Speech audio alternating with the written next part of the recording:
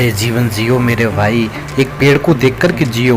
एक वृक्ष पतझड़ में पत्तविहीन हो जाता है, न फल होते हैं, न फूल होते हैं, न पत्ती होती है, न उसके पास छाया होती है। लेकिन फिर भी कभी सुना है कि उस पतझड़ ने मरने की उम्मीद रखी हो? वो पेड़ खड़ा है। पत्तविहीन पेड़ क्यों खड़ा है? मालूम है कि एक दिन सावन आएगा, मैं फिर हरा हो जाऊंगा।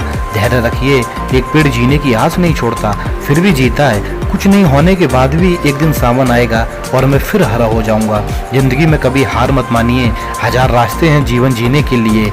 एडमंड हिलेरी एवरेस्ट की चोटी पर चढ़े, हार गए, निराश हुए। उन्हें इंग्लैंड के एक समारोह में आमंत्रित किया गया। जानते हो, जब उनसे दीप प्रज्वलन कराया तो दीप के सामने हिमालय का चित्र रखा हुआ था। एडमंड हिलेरी ने देखा उस हिमालय के चित्र को तो मुट्ठी बांध ली और उनकी भुजाएं फड़कने लगी। उन्होंने कहा, ए हिमालय, तूने मुझे हरा दिया, लेकिन एक बात ध्यान रख, तू एक बार मुझे हरा सकता है, 2 बार हरा सकता है, 3 बार हरा सकता है, तू हमेशा नहीं हरा सकता।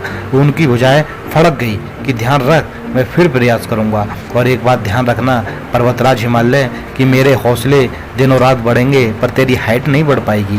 तू इतना ही रहेगा और मेरे हौसले बढ़ते जाएंगे, मेरा विश्वास बढ़ता जाएगा। मैं उसे बढ़ाने में स्वतंत्र हूँ, तू अपनी हाइट बढ़ाने के लिए स्वतंत्र नहीं है। और 29 मई को 1 साल बाद वह एडमंड हिलेरी एवरेस्ट की चोटी पर पहुंचकर खिताब हासिल कर लेते हैं। इतने हौसले बुलंद रखो मेरे दोस्त, सागर के सागर पीने की ताकत